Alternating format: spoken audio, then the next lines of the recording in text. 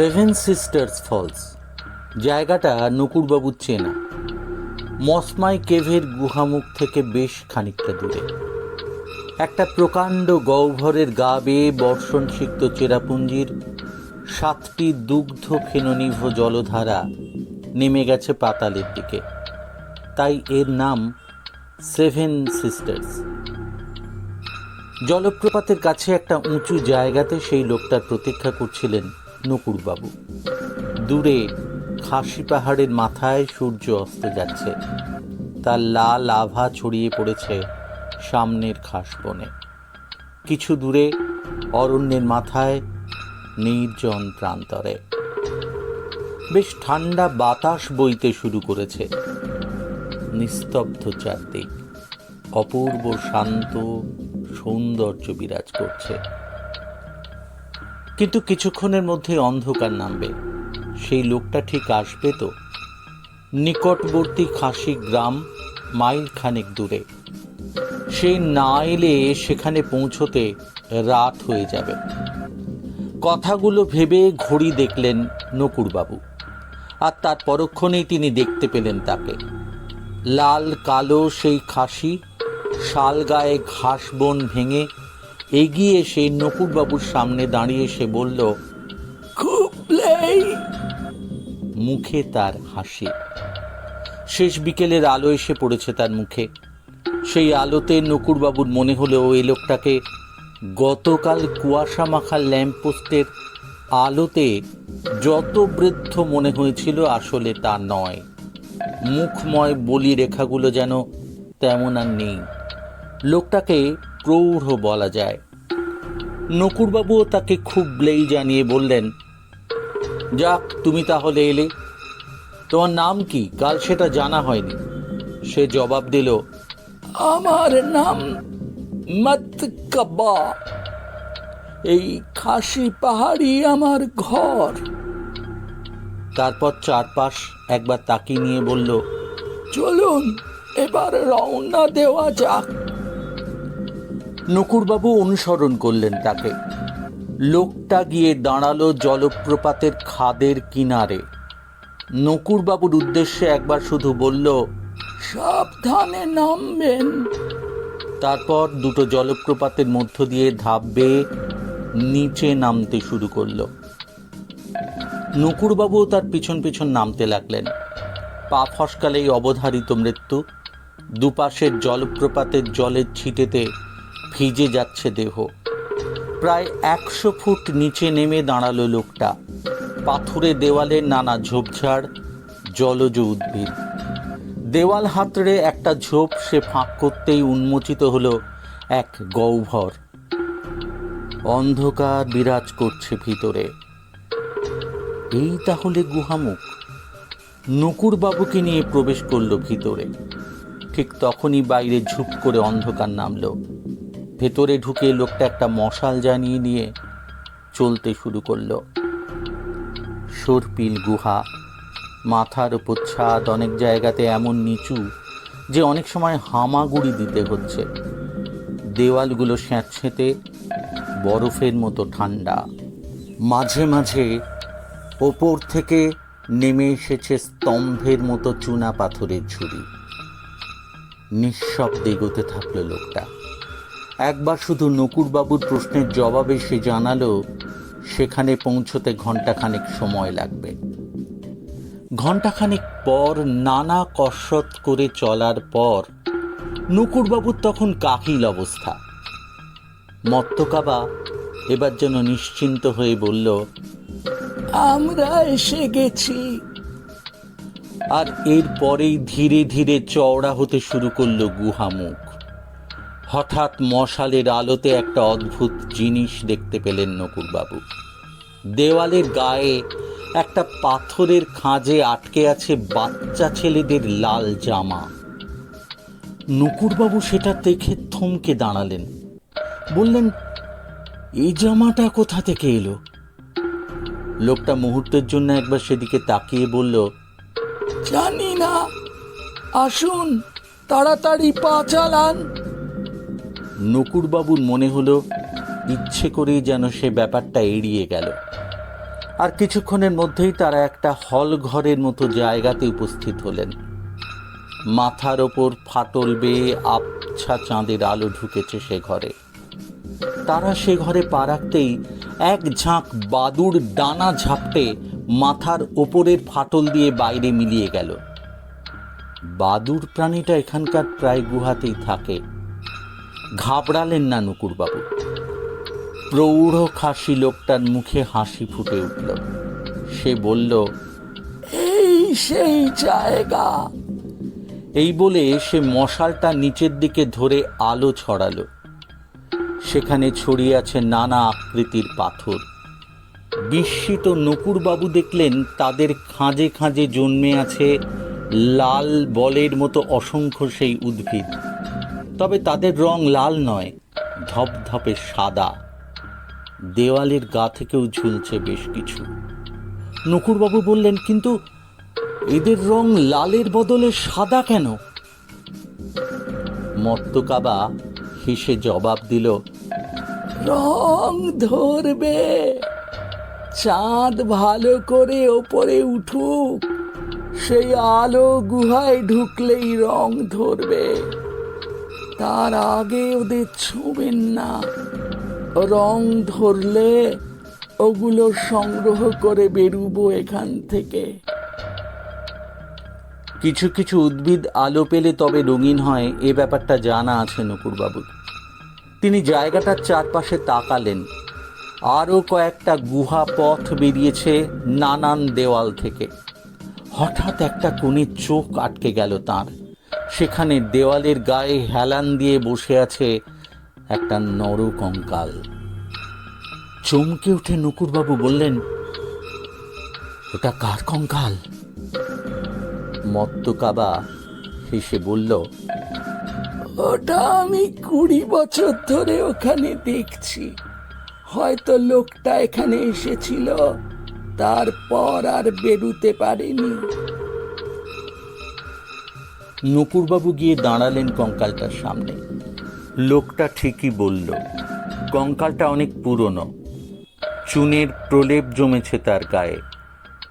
একটা মাকড়সা তার চোখের এক কোটর থেকে বেরিয়ে অন্যটাতে ঢুকে গেল। একটা ছোট কাঠের চ্যাপ্টা বাক্স পড়ে আছে লোকটার পাশে, 6 ইঞ্চি লম্বা আর ওই রকমই চওড়া। সম্ভবত মৃত লোকটারই জিনিস হবে। কৌতূহলবশত নকুড়বাবু সেটা তুলে নিতেই সেই খাসি লোকটা বলল, ওখান থেকে চলে আসুন, সাপের বাসা আছে ওখানে। সঙ্গে সঙ্গে সেখান থেকে সরে এলেন নকুড়বাবু। মত্তকাবা এতক্ষণে মশালটাকে পাথরের খাঁজে গুঁজে একটা বেশ উঁচু পাথরের ওপর পা থেকে মাথা পর্যন্ত চাদরে মুড়ে বসে পড়েছে। নকুড়বাবু এগিয়ে এসে সেই পাথরের নিচে মত্তকাবার মুখোমুখি একটা নিচু পাথরে বসলেন। তারপর চারপাশে পাথরের খাঁজে ফুটে থাকা থোকা থোকা অসংখ্য সেই বলের মতো অর্কিডগুলো দেখতে লাগলেন। কিছুক্ষণ পর প্রশ্ন করলেন, তুমি এ গুহার খোঁজ পেলে কিভাবে? চাদরে মুখ ঢাকা মত্তকাবা যেন হাসল, কোনো উত্তর দিল না। নকুড়বাবু এরপর মনোনিবেশ করলেন বাক্সটার দিকে। অনেক পুরনো বাক্স, মুখটা ইঁটে গেছে। সেটা খুলতে না পেরে তিনি সেটা চালান করে দিলেন ব্যাগের ভেতর। পরে দেখা যাবে কি আছে। নকুড়বাবু প্রতীক্ষা করতে লাগলেন কখন চাঁদের আলো মাথার ওপরের ফাটল দিয়ে ঘরে এসে ঢোকে তার জন্য। সময় এগিয়ে চলল। মত্তকাবার যেন কোনো সাড়া শব্দ নেই। চাদরে মুখ ঢেকে সে মনে হয় ঘুমিয়ে পড়েছে। চাঁদের আলো ধীরে ধীরে ঘরে ঢুকতে শুরু করেছে। নকুড়বাবু এক দৃষ্টে তাকিয়ে আছেন অর্কিডগুলোর দিকে। এক সময় চাঁদ যখন মাথার উপর উঠল, তখন সেই আলোতে ভরে উঠল গুহা। কিন্তু নকুড়বাবু দেখলেন কোনো অর্কিডই রং ধরল না।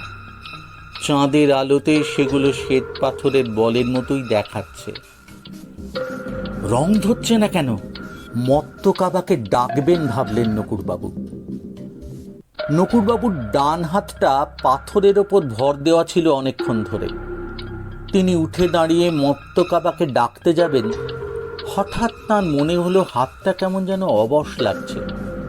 হাতটা তিনি তুলে ধরতেই দেখলেন এক অদ্ভুত ব্যাপার। তার কবজির কাছে আটকে আছে লাল টেনিস বলের মতো একটা অর্কিড। নকুরবাবু বাঁ হাত দিয়ে তাকে কবজি থেকে তুলতে যেতেই বুঝতে পারলেন ব্যাপারটা। অর্কিডের ফিতের মতো অংশ দুটো পেঁচিয়ে ধরেছে তার কবজি, আর তার প্রান্তভাগ দুটো প্রবেশ করেছে তাঁর চামড়ার ভেতরে। আসলে ওই ফিতের মতো অংশ দুটো চোষক নল, যা ধমনী থেকে নিঃশব্দে রক্ত চুষে নিয়ে রং ধরাচ্ছে মসমাই অর্কিডে। আর এর পরের মুহূর্তেই তিনি অনুভব করলেন তার গোড়ালির উপরিভাগে, ঘাড় ইত্যাদি উন্মুক্ত স্থানগুলোতে একই রকম অসারতা। মত্তকাবা! চেঁচিয়ে উঠে নকুরবাবু তার দেহ থেকে লাল অর্কিডগুলো মাটিতে ছুঁড়ে ফেলতে লাগলেন। ঠিক বিড়াল যেমন নিঃশব্দে লাফ দেয়, তেমনি পাথরের ওপর থেকে নেমে এলো মত্তকাবা। তারপর যেন কোনো মহার্ঘ বস্তু সংগ্রহ করছে এমনভাবে কুড়োতে লাগলো নকুরবাবুর ছুঁড়ে ফেলা লাল অর্কিডগুলো। সবগুলো মিলিয়ে গোটা 6 হবে। সেগুলো কুড়িয়ে নিয়ে সে নকুরবাবুর মুখোমুখি দাঁড়ালো। চাঁদের আলো এসে পড়েছে তার মুখে, সেই আলোতে জল জল করছে তার চোখ। ঠোঁটের কোণে অদ্ভুত হাসি ফুটে উঠেছে। হিস হিস করে সে নকুরবাবুর উদ্দেশ্যে বলল, বলেছিলাম না, চাঁদের আলো ফুটলে রং ধরবে অর্কিডে। কথাগুলো বলেই সে একটা অর্কিড মুখে পুরে চিবুতে শুরু করলো। তার 2 কষ বেয়ে চুঁয়ে পড়তে লাগলো তাজা রক্ত, নকুরবাবুর রক্ত। আতঙ্কে চিৎকার করে উঠলেন নকুরবাবু, অট্টহাস্য করে উঠল মত্তকাবা। সেই পৈশাচিক হাসি প্রতিধ্বনিত হতে লাগলো পাথুরে দেওয়ালে। সামনে একটা গুহামুখ দেখে আতঙ্কে দিশাহারা হয়ে নকুরবাবু ছুটতে শুরু করলেন সে পথে।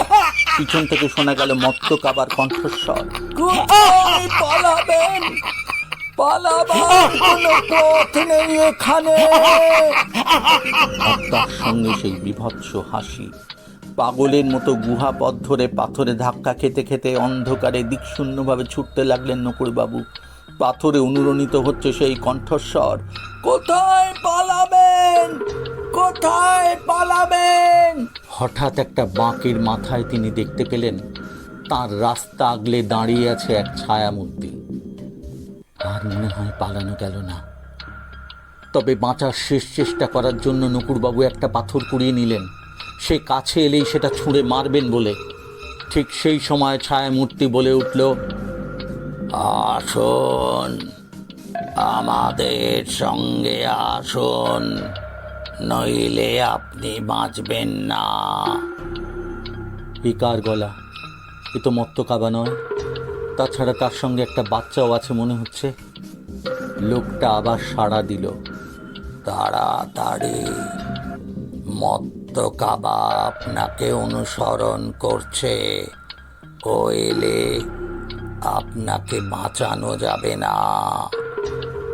আরে, এ তো জঙ্গলের মধ্যে দেখা সেই লোকটা।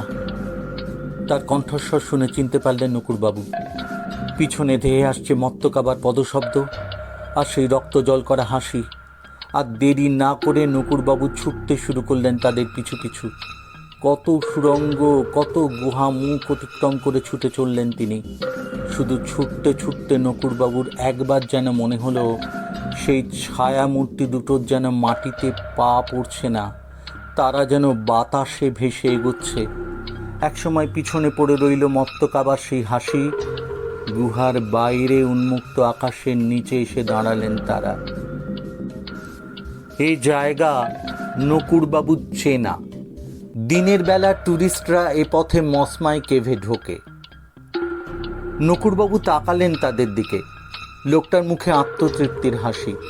মনে হয় সেটা নকুরবাবুকে বাঁচানোর জন্য। সঙ্গের ছেলেটার বয়স বছর 10 হবে। সে একটু বিষণ্ণ, গায়ে লাল জামা। নকুরবাবু প্রাথমিক বিহ্বলতা কাটিয়ে বললেন, মত্তকাবা লোকটা কে? স্পেন্সার বলল, ও আমার আর এই বাচ্চাটার মতো, তবে ওর দেহ আছে। লাল মসমাই অর্কিড ওর দেহকে যুগ যুগ ধরে বাঁচিয়ে রেখেছে।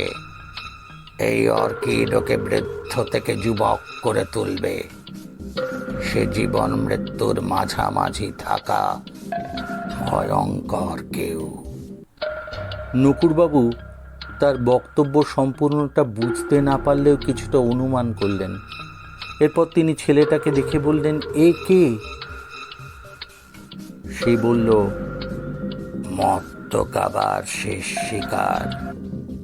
গতকালই ওখানে একে এনেছিল সে, ঠিক 20 বছর আগে যেমন আমি ওর শিকার হয়েছিলাম, যেমন আপনি হতে যাচ্ছিলেন। তবে আপনি ফিরলেন, আমাদের দুজনের আর ফেরা হলো না। নকুড়বাবুর মনে পড়ে গেল একজন বাচ্চার নিখোঁজ হবার কথা তিনি কাগজে পড়েছেন। নকুড়বাবু বললেন, কেন ফেরা হবে না কেন? লোকটা এবার বলল, ওই দেখুন শুকতারা উঠেছে, আলো ফুটবে। শিলং পাহাড় থেকে আজই নেমে যাবেন। ও পিছু ধাওয়া করতে পারে। 20 বছরে একবার ও যুবক হবার সুযোগ পায়। আপনি ভালো থাকবেন। কথা শেষ করলো স্পেন্সার, আর তারপর সেই ছেলেটার হাত ধরে যেন বাতাসে মিলিয়ে গেল। কিছুক্ষণের মধ্যেই দিনের প্রথম সূর্য কিরণ দেখা দিল খাসি পাহাড়ের মাথায়। ট্রেনে কম্পার্টমেন্টে বসে সহযাত্রীদের সঙ্গে গল্প করছিলেন নকুড়বাবু। গৌহাটি স্টেশন থেকে কলকাতাগামী রাতের ট্রেন ছাড়বো করছে। খাসি পাহাড় থেকে শিলং হয়ে বেলাবেলি গৌহাটি নেমেছেন তিনি। ভয়টা তাঁর এখন অনেকটা কেটে গেছে। তার মনে হচ্ছিল মসমাই কেভের ঘটনাগুলো যেন নিছক একটা দুঃস্বপ্নের মতো। তিনি বেশ গল্প করছিলেন। বাইরে ট্রেন ছাড়ার আগে শেষ মুহূর্তে লোকজনের হাঁক ডাক, ব্যস্ততা। নকুড়বাবুর মুখোমুখি জানলার পাশে বসে থাকা এক যাত্রী বাইরের দিকে তাকিয়ে নকুড়বাবুর উদ্দেশ্যে হঠাৎ বলে উঠলেন, আরে দেখুন দেখুন দেখুন, কি সুন্দর ক্যাকটাস। নকুড়বাবু জানলার বাইরে তাকালেন। কয়েক হাত তফাতে ভিড়ের মাঝে লাল কালো খাসি শালগায়ে দাঁড়িয়ে আছে একজন।